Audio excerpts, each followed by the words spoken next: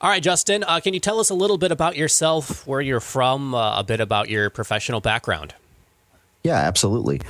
My name's Justin Michal. I'm from Grayling, Michigan.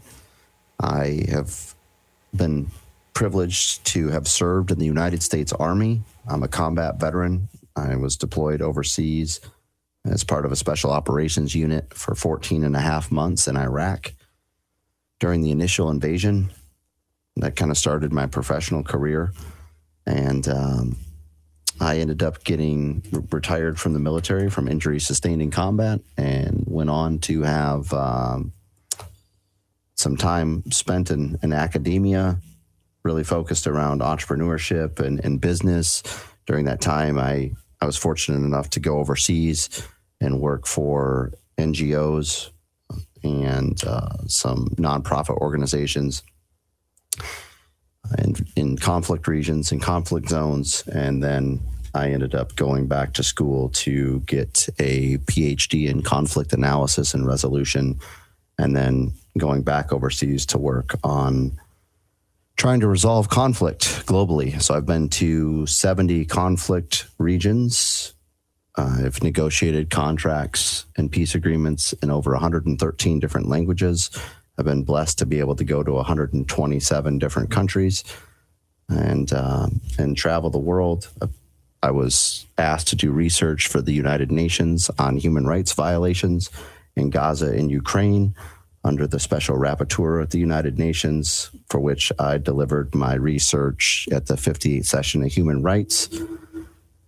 And the impact for those human rights violations and the things that we were working on was significant in the sense that we were able to get humanitarian aid and humanitarian relief into areas that were not accessible. So very proud of the work that I've done. I've worked a lot with veteran organizations. I've raised over $10 million for veteran organizations throughout the country. Veterans are obviously something that are near and dear to my heart, as I am one. I got to work at the Department of Veterans Affairs during some of my schooling for 5 years, helping veterans transition from combat operations to civilian life. So I got to see some of those struggles that veterans have, and some of the gaps in the Department of Veterans Affairs where we need to address and focus on. So that's basically a nutshell of my professional career and where I stand right now. Is this your first time running for office? Yes, it is. A lot of people say, have you held public office before? I say no. Mainly, whenever everyone labels you as a politician, I never want to be a politician. And I know that politicians typically say they're not politicians, but I am the furthest thing from being political. As a conflict resolution specialist, you try to take the avenue of neutrality, and politicians typically don't do that, especially in our form of government and in the way that our system's set up. You know, it's typically partisan support. So I try to stay as neutral as possible. I think that's the best area to be. As a Republican, obviously I have conservative values. I was raised with conservative values, but I go into every conversation that I have with neutrality and understanding. What led to your decision to run? I think a lack of representation.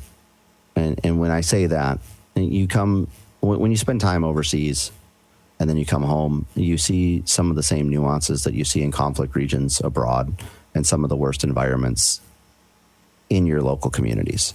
You see people who are struggling and suffering, people who are oppressed, people who don't have a voice. And when you start to see those underpinnings, you ask yourself, what is the long-term goal, or what is going to be the outcome of this situation? And when there aren't any avenues or off-ramps for people, you realize that it's time for someone to step up that understands that these can escalate and things can get much worse. And I had listened to some of the propaganda that was being spewed in the 2024 election cycle. I didn't feel like there were any plans or significant ideas that were present. And I told myself, I think it's time for change. And so I went out and started looking into what it was going to take to run for Congress. And that's where we are today.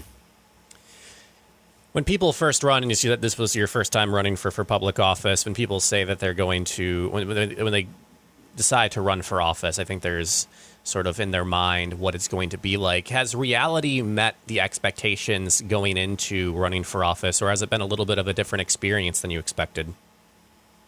Well, the expectations are terrible, right? I think you learn early on in life that when you put expectations on things or people, that you're sorely disappointed. So one of those factors, it's been a learning experience for me. You think that you're prepared for just about anything in life, but there are so many attributes to running for congressional office. And I don't have campaign staffers.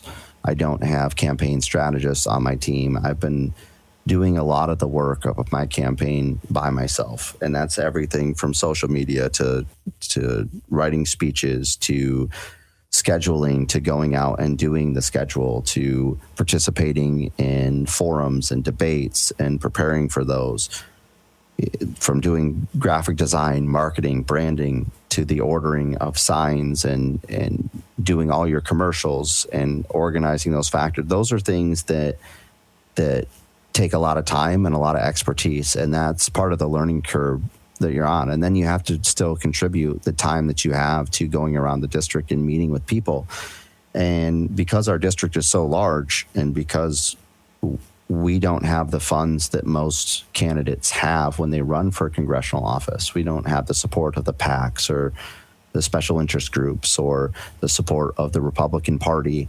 In my case, because there's an incumbent, we don't have access to the fundraisers because they are afraid to go against the establishment or the incumbent. So when you're out there doing these things, it's organic, it's grassroots, and you have to learn. Every single opportunity to meet people, I've got to convince people that I am a better choice than the current incumbent who's been there for 10 years.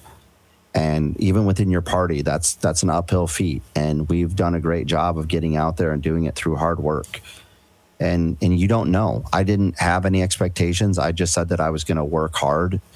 And I've worked 504 consecutive days, working 18-hour days. I've traveled over 100,000 miles in this district, meeting people where they are in their homes, in their businesses, in their communities, having difficult conversations, and really just let the people drive the campaign.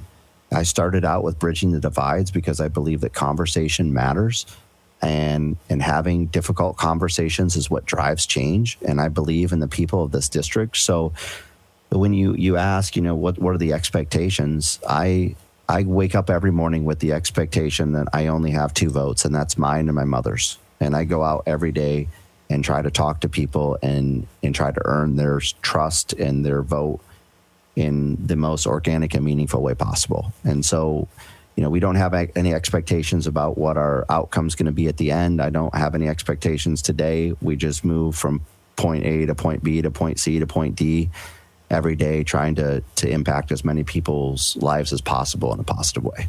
The 1st Congressional District is the 2nd largest in terms of land size east of the Mississippi. How will you divvy up your time to hit all corners of the district?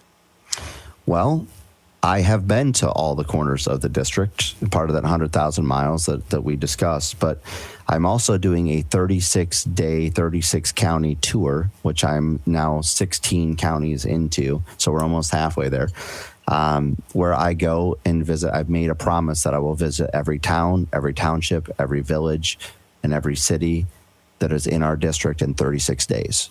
And I have consecutively done that. I do that with ambassadors in each county. I go experience the county the way that people who live there experience it. And we meet tons of people.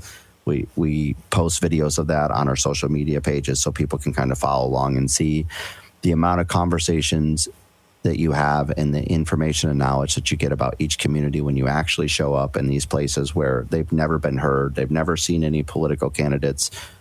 It's really impactful and meaningful. And the joy that I get from being able to have that time spent with these people is just incredible and amazing. And focused on the district. Size doesn't matter. It's a choice. And that's the truth.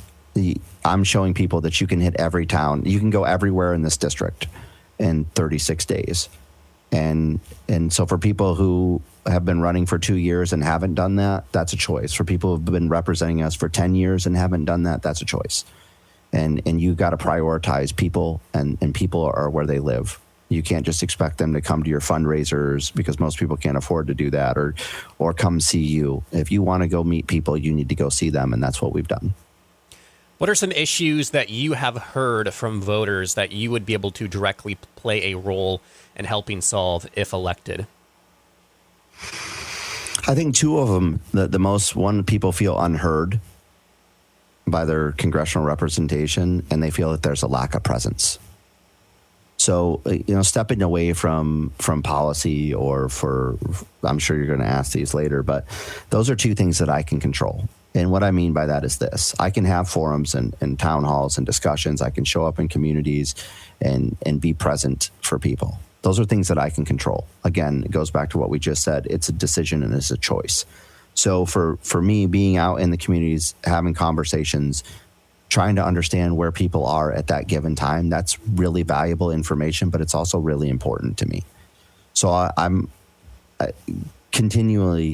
want to be present in the district because it's really important. In fact, I think it's imperative that representation spend time with the people that they represent, because how can you represent people if you never talk to them or you never have discussions? So I think that's one of the biggest concerns people have. They feel like they can't reach the congressman, the current congressman. They have trouble getting through to their staff. They don't get response to emails or phone calls. And in addition, there's never any town halls, debates, discussions where you can have active engagement. And in fact, the congressman was just on TV6 News, and he said, if you want to talk to me, you reach out to our office. There's no phones that are available. It's on our terms and our conditions where we want to meet. And in addition to that, there's going to be no aha, I gotcha moments, but we'll have conversation with you. And to me, that just shows a huge disconnect about what people need. Having difficult conversations with people who have opposing views or differing views than you is what changes perspective and also drives change in the district. And people are often afraid when you meet with opposing parties because they feel like for some reason it's going to change your moral compass or your value system. But that's not the case. What it's doing is offering a bridge to be able to have dialogue and discussion that's meaningful and impactful for people who feel unheard. So we're in a situation right now where we feel like presence is important and hearing people is important, and that's what I want to provide to people in the district. What do you argue makes you stand out from your primary opponents, Jack Bergman, the incumbent, and Matthew Donater? I know that you've spoken already to a couple of distinctions between you and the congressman specifically, but you can rehash those. You can speak about maybe other differences, or you can focus on your other primary opponent, kind of whatever you are interested in saying. Yeah, I think the biggest thing is I'm from the district. I was raised in the district. I have ties in this district that are almost 100 years old. I mean, I live in a cabin that was built by my grandfather in 1932. So our ties to this district are as deep as they possibly can be. I mean, we're three generations deep at this point. I went to school here. My mom graduated from school, high school. We went to the same high schools. It's something that's really important to my mom. My aunt lives in Grayling as well. So, our ties to this district are prevalent, and no one else in the race on the Republican side can say that. In addition to that, I was raised in a small town. I'm as grassroots as you can get. I understand what it means to put in a hard day's work, and I understand what it's like to struggle. And I see people in my community that I grew up with struggling, and I understand their perspective. And I don't think that either one of the other individuals running for office are in that position. Money is another factor. You have one that has unlimited money because they have support from the RNC and mega donors and super PACs and foreign lobbyists and lobbyists in Washington, D.C. And you have another guy that moved up here 6 months ago, bought his forever home, as he calls it, and tries to tell us that he has enough money and he doesn't need money. And I don't know about you, but where I come from, money doesn't matter to people. It's your hard work. It's your effort. It's doing what you say you're going to do. It's having those conversations that matter, showing up when you say you're going to show up, and being a good person. And I highlight that every day. If anyone wants to question that, they can go on my social media page. They can go through every video that I've posted. They can see me pulling people out of ditches. They can see me helping people. They can see me in the community putting smiles on people's faces. And there is no candidate that's running against me on either side that can say that. Let's get into some specific policy stances as well. Interesting, as you mentioned, you have a background in conflict negotiation, and you've been, for lack of a better term, deployed to areas to negotiate conflicts. What's your stance on the conflict with Iran? Well, that's a very difficult conversation to have as a Republican because we're kind of pinched in a certain position. If Iran's situation is about national security, then we always have to uphold our national security. But if it's about geopolitical positions, our allies or partnerships with other nations, or the stabilization of our dollar, then we have other issues at play. And currently, if you're looking at it from a geopolitical perspective, outside of our support for Israel, there are a lot of trade issues at play. And right now, it's seemingly a war against the petrodollar versus the petro-yuan. And we're in a situation right now where you see BRICS, which is a huge threat to the way that commodities are traded globally, making a push for global dominance. And that's pushed by Russia and China. And so you see thresholds where China was playing with the petro-yuan in both Venezuela and Iran. Venezuela was an easy target for us, and we capitalized on that very successfully.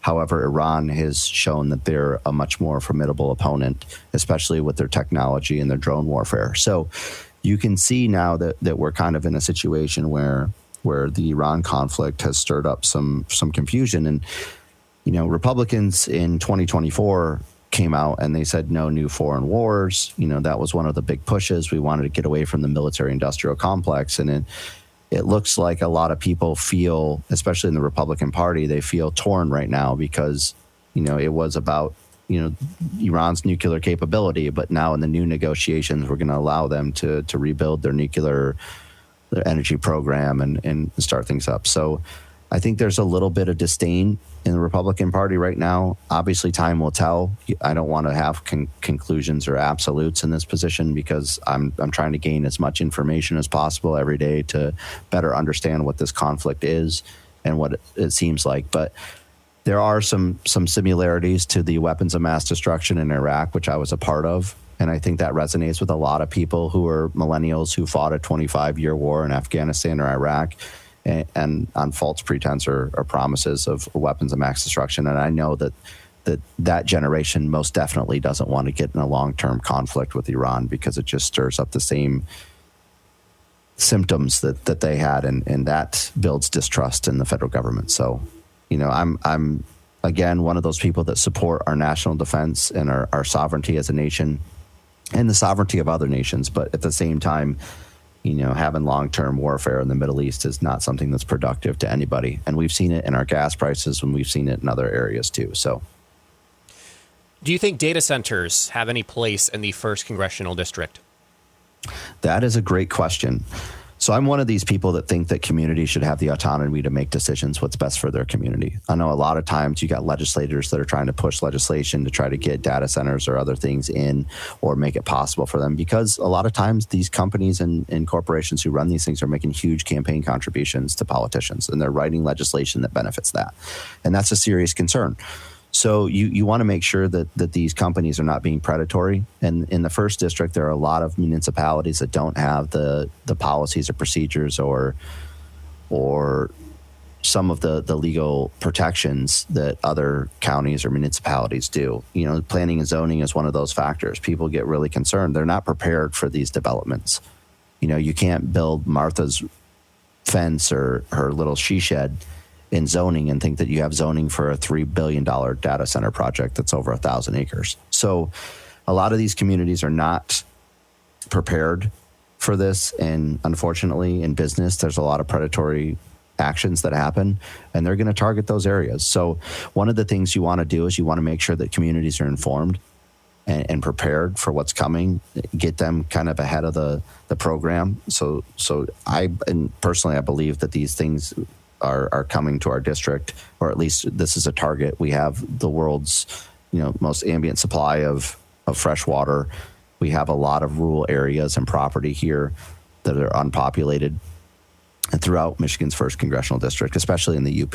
So, you can see that this would be a prime location to put data centers without a huge impact in metropolitan areas. Power is one of those issues, though. We don't have the power to support it. So, not only with data centers is going to come some form of power source that's probably going to have to use water as a cooling source. So micro nuclear reactors, or maybe a nuclear reactor if they change regulations for that. But you're looking at it coming, and you want to make sure that communities are prepared. And for me, I want to support what the communities want. So if a community in Crawford County says we don't want data centers, and I'm like, okay, then I support that they don't want data centers, and we'll do everything we can to support that decision. But if a community like Baraga says we want it, then, which they don't, based on the conversations that I've had, but if they were to say we want one in Baraga County, then I would support that too. I don't want to be one that says that legislators should be determining where, when, and if those are coming to the communities. I want the communities themselves to be able to do it. It's an issue that may be out of the hands of politicians. It's kind of undecided because there could be a lot of things changing with a new governor going to be elected in Michigan. There could be a balance of power change in the Michigan House and Senate, and you never know what's going to happen in the midterms with Congress, with the U.S. House of Representatives. They may play a role as well. What's your stance on Line 5? Well, I think Line 5 is a vital attribute to the UP. I mean, 65% of the fuel going into the UP goes through Line 5. So whatever it's going to take to make sure that it's protected and that fuel source gets the. I mean, in the UP, they struggle for power, they struggle for fuel. It's really sad, and they're often forgotten, and that's a travesty. That's something we've got to work on and promote. But Line 5 is vital. And I have heard people say, well, we'll just take trucks across the Mackinac Bridge. Well, that's great. But this season, the Mackinac Bridge was closed like 15 times because of falling ice. So what are you going to do? Just tell people, I'm sorry, we can't get your fuel to you? And to think that it's only 5 or 6 trucks, it's a joke. There's so much fuel that's pushed through that line that's an asset and required to keep people's homes heated and keep people's lives afloat and keep businesses functioning. We've just got to find a way to do it, and we've got to get it done. No matter what people say, I've looked at the numbers, I've looked at the research.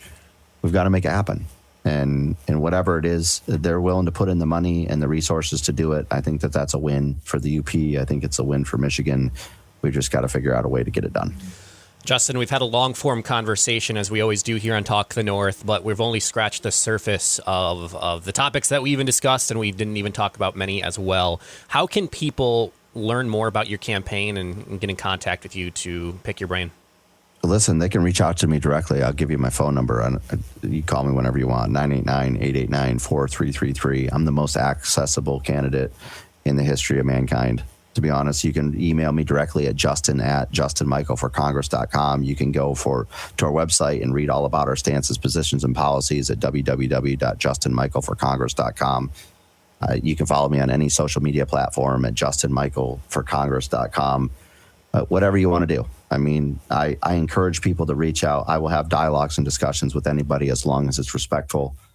Understand that we're really busy because we're trying to meet as many people as possible, and we're trying to make an impact, a positive impact in the district. So, but if you have questions, concerns, comments, you want to reach out just to have a discussion, all I ask is that you're respectful, because I'll be respectful of you, and bring some issues that you have, and even bring some solutions, because, everyone has complaints, gripes, and grievances, but not a lot of people take the time to figure out how to resolve them. So we're looking for problem-solving positions and fact-based evidence and research to be able to support change in this country and in this district. And yeah, I'd love to have those conversations.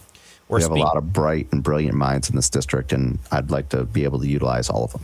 We're speaking with Justin Michal, a Republican candidate for Michigan's 1st Congressional District. Justin, thank you for your time. I appreciate it. Yep, thank you. Take care. Be safe. God bless.